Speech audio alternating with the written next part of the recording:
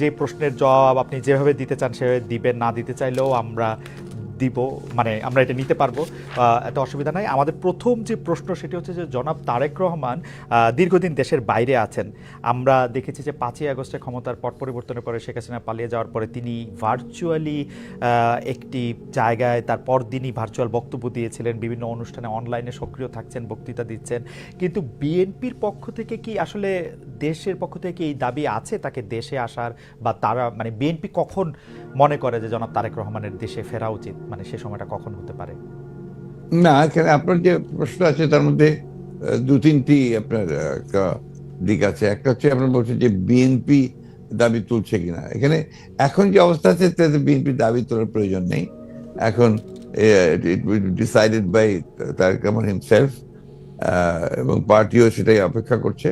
তার কতগুলো মামলা আছে, যে মামলাগুলো আপনার অনগোয়িং প্রসেসের মধ্যে আছে, কোর্টে আদালতে চলছে। আমরা যেটা সিদ্ধান্ত নিয়েছি যে ওই মামলাগুলো শেষ করেই দেশে আসবেন।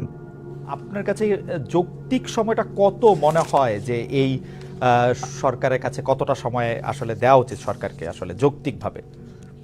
আমরা এখন পর্যন্ত কোনো সময় বেঁধে দিইনি, এবং আমরা যেহেতু মনে করছি যে যে সরকার কাজ করছেন এবং ইতিমধ্যে কমিটিগুলো হয়েছে, আপনার কমিশনগুলো হয়েছে, কমিশনগুলো তারা দ্রুততার সঙ্গে কাজ করছেন, এবং আমরা আশা করি যে যত দ্রুত সম্ভব তারা করতে পারবেন। এটা তাদের উপর নির্ভর করবে যে তারা কখন নির্বাচনটা দিতে পারছেন। কেউ কেউ এরকম ইঙ্গিত করছেন যে বিএনপি আসলে এই মুহূর্তে নির্বাচনের জন্য আসলে চাপ দিতে চাচ্ছে সরকারকে, চাপ দিচ্ছে, তার ফলে সরকার একটু আনস্টেবল হচ্ছে।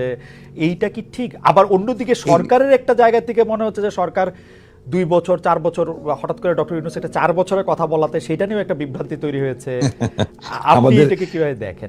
আমি দেখি একটু ভিন্নভাবে। জি। এটা দেখি যে আমাদের দেশের মিডিয়া বা আপনারাই যারা মিডিয়াতে কাজ করেন, আপনার সাথে স্পেকুলেশন করেন, এবং স্পেকুলেশন করলে এটা আপনাদের হয়তো বা খুব ভালো হয়, কিন্তু আমাদের জন্য আমরা এই ব্যাপারটা আমি ব্যক্তিগতভাবে খুব বেশি আগ্রহী নই।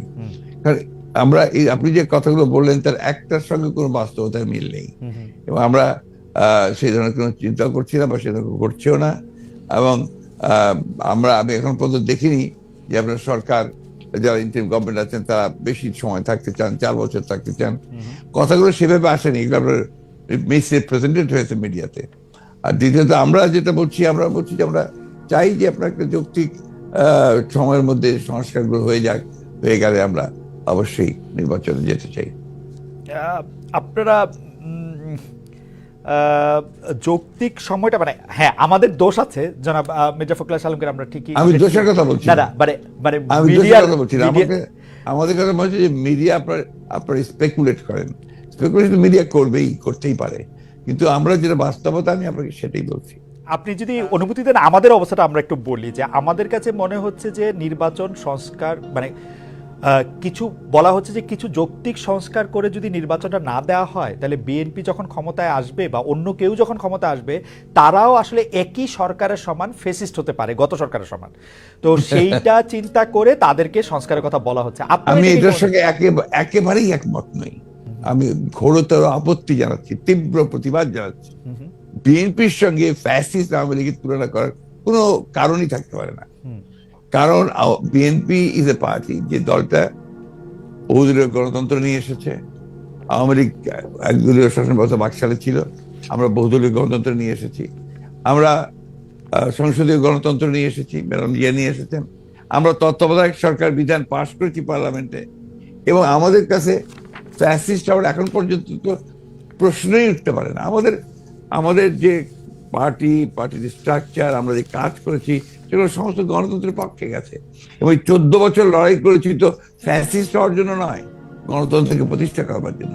সুতরাং এই কথাগুলো যখন বলা হয় তখন এই কথাগুলো আমার কাছে মনে হয় যেটা আপনার শুধুমাত্র হয় কথার কথা বলার জন্য বলা হয়, অথবা বিএনপিকে আপনার ছোট করে খাটো করে দেখানোর চেষ্টা করা হয়। আরেকটি ব্যাপার সেটি হচ্ছে আমার আগেকার প্রশ্নের সাথে সম্পর্কিত, যে গণ অভ্যুত্থানের মুখে শেখ হাসিনার দেশ ছেড়ে পলায়ন, আওয়ামী লীগের নিষ্ক্রিয়তা এক ধরনের, মানে আওয়ামী লীগ দেশের রাজনৈতিক প্রেক্ষাপট থেকে বাদ হয়ে গেছে। কেউ কেউ আমাদের মিডিয়ার ভাষায় কেউ কেউ বলছেন যে একটা -1 হয়ে গেছে, অন্তর্বর্তী সরকারকে নিয়ে কোনো -2 সংখ্যা কি আছে? কেন এই প্রশ্নটি উঠছে সেটিও আমি বলি, যেটা কিছুটা আপনি আগেই প্রশ্ন করেছেন যে আওয়ামী লীগ আমলে কিন্তু আমরা দেখেছিলাম যে বেগম খালেদা জিয়ার চিকিৎসার জন্য বারবার বলা হচ্ছিল, কিন্তু 3.5 মাস পরেও বেগম জিয়া এখনো দেশে আছেন, তারেক রহমান সাহেব এখনো দেশে ফিরেন নাই। তো এইটার ক্ষেত্রে কি -2 কোনো আশঙ্কা আপনাদের মধ্যে রয়েছে কিনা অন্তর্বর্তী সরকারকে নিয়ে? এই -2 তো এসেছিল আপনার 111-এ, এখন আপনার এই -2 কোনো সমস্যা নেই। কারণ হচ্ছে যে আমরা আগেই বলেছি, আমি গতকাল একটা ইন্টারভিউতে বলেছি যে বিএনপিকে এখন আর কেউ মাইনাস করতে পারবে না, এক। 2 নম্বর হচ্ছে আওয়ামী লীগ যদি নিজেরা মাইনাস হয়ে গিয়ে থাকে তো সেটা তো আওয়ামী লীগ হয়েছে, কারণ সে দেশেই নাই, তার নেত্রী পালিয়ে গেছে। সুতরাং আপনার এই জায়গাতে তো তারা নিজেরাই চলে গেছে। এখানে একটা জিনিস আমাদের সবসময় মনে রাখতে হবে যে রাজনৈতিক দলটি পলিটিক্যালি ব্যাংক্রাফট হয়ে যায়। আওয়ামী লীগ তো এখন আসলে পলিটিক্যালি ব্যাংক্রাফট একটা রাজনৈতিক দল। আগে থেকেই বলছিলাম কথাটা আর কি। তার কোনো রাজনীতি নেই, সে ক্ষমতাকে এমন ভাবে ব্যবহার করেছে তাদের ব্যক্তিগত স্বার্থে, দলীয় স্বার্থে না, প্রত্যেকের ব্যক্তিগত স্বার্থে। They have minted money like anything. দেশকে তারা একেবারে ফোকলা করে দিয়েছে এবং সেই দেশকে ফোকলা করে দিয়ে পালিয়ে গেছে, এবং এটা জনরোষে পালিয়েছে। নর্থদের যে কোনো মিলিটারি কু বা কিছু হয়েছে, পিপলস রেট, জনরোষ, সেই রোষে তাকে পালিয়ে জীবন বাঁচাতে পালিয়ে যেতে বাধ্য হয়েছে। এই বিষয়গুলো আমাদের মাথায় রাখতে হবে। আমরা কোনো মতেই যেন চেষ্টা না করি এটাকে কোনো মতে খাটো করা। The fascist Awami League regime এতে বাধ্য হয়েছে দেশ থেকে পালিয়ে যেতে জনরোষে। আপনাদের আমলে যে 20 বছর আগে 21 আগস্টে গ্রেনেড হামলা, বিচারকদের বয়স বাড়িয়ে তত্ত্বাবধায়ক সরকারকে প্রশ্নবিদ্ধ করার মাধ্যমে শেখ হাসিনাকে কর্তৃত্ববাদী শাসনের দিকে নিয়ে যাওয়া, এ নিয়েও আসলে নানা ধরনের আলোচনা আছে। এই দুটি ঘটনা যদি হাইন্ডসাইট আপনি একটু দেখেন, যে মানে যেগুলি হচ্ছে ক্রাইমের ঘটনা, অর্থাৎ হচ্ছে 21 আগস্টের গ্রেনেড হামলা, 10 ট্রাক অস্ত্র, আবার অন্যদিকে তত্ত্বাবধায়ক সরকার ব্যবস্থাটাকে একটা এরকম জায়গায় নিয়ে যাওয়া, এই দুটিকে আপনি আপনার মূল্যায়ন আমরা একটু শুনতে চাই। যে দুটি আপনার 21 আগস্টের যে ঘটনা, এই ঘটনার সঙ্গে বিএনপিকে জড়িত করা এবং বিশেষ করে তারেক রহমান সাহেবকে জড়িত করা, এটা পুরোপুরি ভাবেই রাজনৈতিক উদ্দেশ্য প্রণোদিত। এটা কোনো মতেই বিএনপি এর সঙ্গে জড়িত তো নয়ই, বরঞ্চ আমি মনে করি যারা বিএনপিকে শত্রু হিসেবে চেনে তারা জড়িত, এবং এখানে বেনিফিশিয়ারি কারা হয়েছে সেই বিষয়টা আমাদেরকে অবশ্যই লক্ষ্য রাখতে হবে। 21 আগস্টের মামলায় who was the beneficiary? Beneficiary was Awami League. কারণ বিএনপি ক্ষমতায় থেকে সে এমন কোনো ঘটনা ঘটাবে কেন যে ঘটনাটা তার বিপক্ষে যাবে? এটা গেল 1 নম্বর। আর আপনি যে প্রসিডিংস গুলো দেখেন সমস্ত, আপনি তো একসময় বিচার বিভাগের মানুষ ছিলেন, দেখবেন যে তারেক সাহেবকে এখানে জড়িত করা হয়েছে 4টা আপনার আইও চেঞ্জ করার পরে। সর্বশেষ যে আইও নিয়ে আসা হয়েছে সে হচ্ছে আওয়ামী লীগ দলীয় ভুক্ত কাহার এখন, যে আপনার নিজে থেকেই তাদের মানে নির্দেশে সে এই চার্জশিটটা করেছে, যেটা কোনো সম্পর্ক নেই। অন্যদিকে যে আপনার মূল আসামি ছিল, ভদ্রলোকের নাম আমি বলে যাচ্ছি, মৌলানা মুফতি মোহাম্মদ, তিনি তাকে দিয়ে 164 দিন তাকে টর্চার করে তাকে দিয়ে একটা আপনার স্টেটমেন্ট করিয়ে নিয়েছিল। পরে দেখা গেছে যে উনি নিজেই সেটাকে আবার ভোগ করেছেন, বলেছেন যে এটা আমাকে টর্চার করে নেওয়া হয়েছে। এবং দেখেন কিভাবে কি মারাত্মক ঘটনা, কোথায় চলে গিয়েছিল সবকিছু। এবং he was hang before the trial was complete. তো যে প্রধান আসামি তাকে আপনি আগেই অন্য একটা মামলাতে ঝুলিয়ে দিলেন যাতে আসল সত্যটা বেরিয়ে নিয়ে আসে। তো এই কথাগুলো কিন্তু কেউ আপনার ইনভেস্টিগেটিভ জার্নালিজম করে না, যার ফলে এই বিষয়গুলো আসে। আপনারা পলিটিক্যাল জিনিসটাকে নিয়ে চেষ্টা করেন, আমি বলি শেষ করি, প্লিজ ইনভেস্টিগেটিভ জার্নালিজমটা সিরিয়াসলি করেন এবং এটাকে ফাইন্ড আউট করেন যেটা আসলে ব্যাপারটা কি ছিল। সেটা করছেন না, করছেন যে বিএনপি কিন্তু সলভ করার জন্য করছেন। এটাকে আমি মনে করি এটা এক ধরনের রাজনৈতিক উদ্দেশ্য প্রণোদিত সীমাবদ্ধতা থাকে ইনভেস্টিগেটিভ জার্নালিজম যে আমরা করতে পারি নাই। কিন্তু এই কথাও তো সত্য যে বিএনপির আমলে আমরা একটা 21 আগস্টের গ্রেনেড হামলার পরে আমরা একটা জজ মিয়াকে দেখেছিলাম, যে জজ মিয়া একটা বানানো হতে পারে। আমি ধরে নিচ্ছি সেটা আপনারা মনে করছে যে ভুল, আমিও ভুল ধরে নিচ্ছি, কিন্তু আপনারা তো পারতেন এখানে একটা ইনভেস্টিগেটিভ জার্নালিজম করে আসল সত্যটা উদ্ঘাটন করতে, সেটা তো করেনি। আমি আপনাকে আসল সত্যটা বলছি, সেটা আমি বললাম। আপনি এই জিনিসগুলো তো আপনারা কখনোই তুলে ধরবেন না যে 4 বার তার আয়ু চেঞ্জ করা হয়েছে, কখনোই তুলে ধরবেন না যে কার আকাঙ্ক্ষা দেওয়া হয়েছে যে আওয়ামী লীগের নমিনেশন চেয়েছিল, অবশ্যই তুলে ধরা কখনোই তুলে ধরবেন না যে মুফতি মাহমুদকে বিচার শেষ হওয়ার আগে থেকে আপনার ফাঁসি দেওয়া হয়েছে। দিজ আর দ্য এভিডেন্সেস, যেখানে আপনি পরিষ্কার বুঝবেন যে একটা শুধুমাত্র সাজানো মামলা, তাকে এখানে জড়িত করার জন্য এই কথাগুলো এসেছে। তত্ত্বাবধায়ক সরকার ব্যবস্থা বাতিল করার জন্য বা তত্ত্বাবধায়ক সরকার ব্যবস্থাকে প্রশ্নবিদ্ধ করার জন্য বিচারকদের বয়স বাড়ানো এবং একজন বিচারপতিকেই আসলে তত্ত্বাবধায়ক সরকার ব্যবস্থার প্রধান করার লক্ষ্য নিয়ে সেইটা করার কারণে বিচার মানে এই পুরো বিধানটাই এটা দিস ইজ ইওর ন্যারেটিভ, এটা আমাদের ন্যারেটিভ নয়। আচ্ছা, আমরা মনে করি যে ওই সময় প্রয়োজন ছিল আপনার বয়স বাড়ানোর ব্যাপারটা, ওটা বাড়ানো হয়েছিল। ইট মে নট ওয়ার্ক, সেটা অন্য কথা। একটা জিনিস আপনি আবার ভুলে যাবেন না যে 1/11 এর আগে চক্রান্তটা একটা হয়েছিল। সে চক্রান্ত হচ্ছে যে আপনাদের সেই 9/11 ঘটেছিল তার আগে, আর এখানে আপনার কিছু পশ্চিমা দেশ একসাথে হয়ে চুইজডে ক্লাব তৈরি করেছিল, একই সঙ্গে ভারতবর্ষ তার সঙ্গে যুক্ত হয়েছিল, এবং তাদের মূল টার্গেটটা ছিল যে জাতীয়তাবাদী শক্তিকে এখান থেকে নির্মূল করা।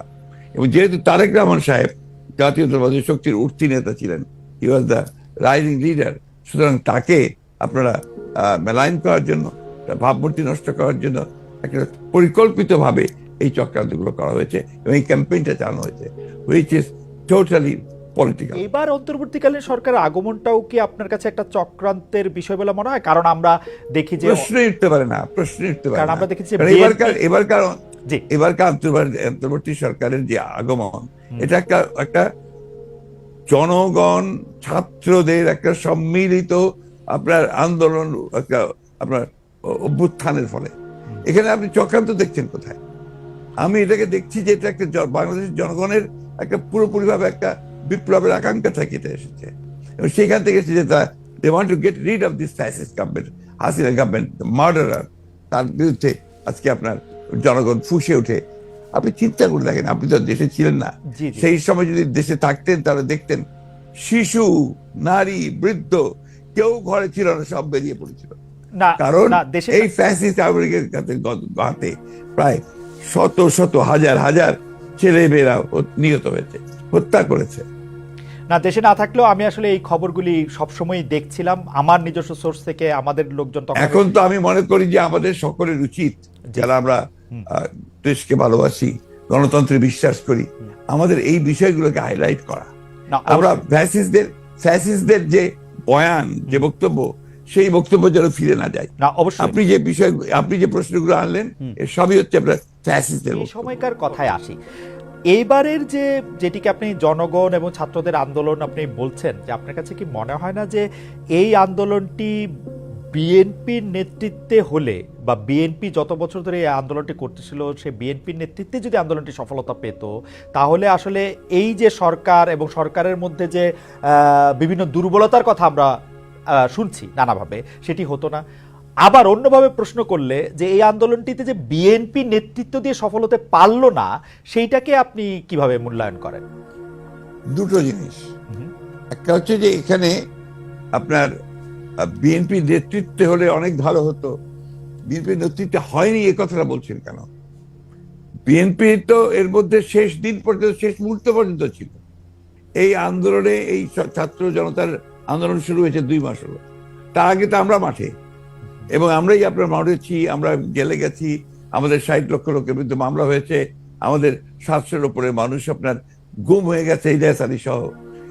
এইটা তো আমরা, আমাদের 15 বছর ধরে এটা চলছে, এবং অকথ্য অত্যাচার, নির্যাতন আমাদেরকে সহ্য করতে হয়েছে।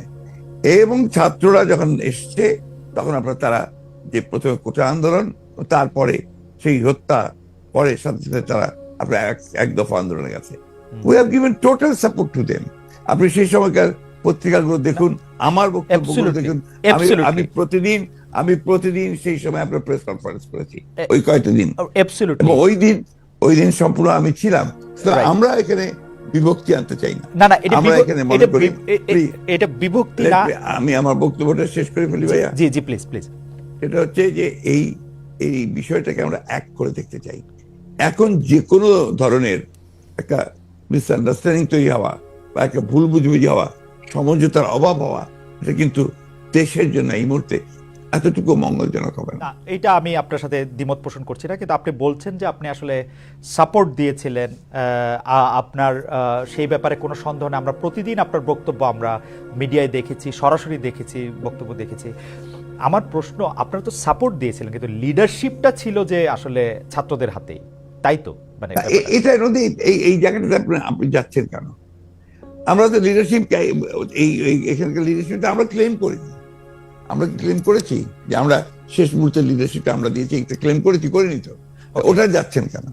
আমরা বলছি যে ছাত্ররা শেষ মুহূর্তে, যে আমি তো আমার বক্তব্য বলেছি যে গোল আমরা তৈরি করে দিয়েছি, চেষ্টা করেছে ছাত্ররা। ওকে, আমি সেটা বারবার বলেছি যে এটা মাঠের মধ্যে বল তৈরি করে দিয়ে গোলের সামনে নিয়ে এসেছি আমরা, তারা কি করেছে সেভাবে ফ্যাসিস্টের কাছে। এবং কেউ কেউ এরকম বলতে চেষ্টা করেন যে বিএনপি কোনো কোনো ক্ষেত্রে আওয়ামী লীগের সাথে মিলেও আসলে এই সরকারকে একটু চাপে রাখতে চায়। সেই ব্যাপারটাকে তাহলে আপনি আসলে কিভাবে দেখেন? কারণ আপনি দেখুন, আমি খুব খুশি হতাম আপনি যদি মোর পলিটিক্যাল সাইডগুলোতে যেতেন। জি, আপনি এমন কতগুলো ব্যাপার নিয়ে আসছেন যে বিষয়গুলো কিন্তু আপনার, আমি মনে করি যে এই মুহূর্তে এই দেশের জন্য এই বিষয়গুলো খুব একটা ইম্পর্টেন্ট না, বরঞ্চ ক্ষতিকর। ওকে, আমি খুব কিছু ক্যাটেগরিক্যালি বলতে চাই আপনাকে যে এখন আমাদের সামনে যে বিষয়টা সবচেয়ে বড় প্রয়োজন, সেটা হচ্ছে যে একদম পিসফুল ট্রানজিশন টু ডেমোক্রেসি। এটা হচ্ছে সবচেয়ে বড় প্রয়োজন। তার জন্য যে সংস্কারগুলো করা দরকার, সেই সংস্কার করার জন্য সময়টুকু নেওয়া।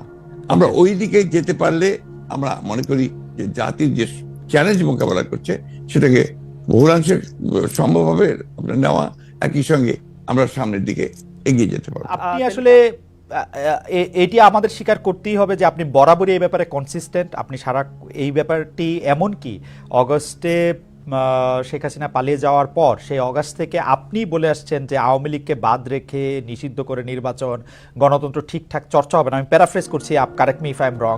প্রধান উপদেষ্টা ডক্টর মোহাম্মদ ইউনূসও সম্প্রতি সরাসরি বলেছেন বিএনপি যেহেতু চায় না সেহেতু আওয়ামী লীগকে নিয়েই নির্বাচন হবে। আওয়ামী লীগ নিয়ে আপনাদের এই অবস্থানের কারণ কি? প্রতিপক্ষের নিষ্ক্রিয়তার মধ্যে আমার মনে হয় এই জায়গায় বলতে আমি বাধ্য হচ্ছি, এই জায়গায় বলতে আমি বাধ্য হচ্ছি যে প্রফেসর ইউনূস সাহেব সঠিক, আমরা যেটা বলেছি সেটা সঠিকভাবে তিনি প্রেজেন্ট করেন নাই। কারণ আমরা চাই, এ কথা আমরা কোথাও বলিনি। আমরা বারবার একটা কথাই বলে এসেছি যে আওয়ামী লীগ একটা রাজনৈতিক দল, সে রাজনীতিতে থাকবে কিনা, নির্বাচন করবে কিনা, it will be decided by the people, not by any particular political party. আমি একটা রাজনৈতিক দল, আওয়ামী লীগ একটা রাজনৈতিক দল। আমি মনে করি এটা আমাদের জন্য শোভনীয় নয়, শালীন নয় যে আরেকটা দল থাকবে কি থাকবে সেই সম্পর্কে কমেন্ট করা। ওকে, পরিষ্কার। নির্বাচনেই সিদ্ধান্ত হবে যে আওয়ামী লীগ থাকবে কি থাকবে না। অনেকেই মনে করছেন যে আগে সংস্কার হওয়া উচিত, পরে নির্বাচন হওয়া উচিত। এই ব্যাপারটিতে কি আপনার কাছে মনে হয় যে এটিতে আসলে কোন একটা রেফারেন্ডাম দেওয়া উচিত, বা এটি আসলে? দেখুন, রেফারেন্ডাম দিলেও তো আপনার কনস্টিটিউশন অ্যাসেম্বলি লাগবে। রেফারেন্ডাম দিবে কে? আপনার মূল জায়গাগুলোতে আপনার ওইভাবে আলোচনা করতে আসলে না, আপনার যে আসলে এই সিদ্ধান্তগুলো নিতে হবে তো একটা ইলেক্টেড বডিকে। রাইট, সেই ইলেক্টেড বডি কনস্টিটিউশন অ্যাসেম্বলি হতে পারে, পার্লামেন্ট হতে পারে। আপনি সংবিধান যখন আপনি পাস করবেন, সেই সংবিধান পাসটা করবে কে?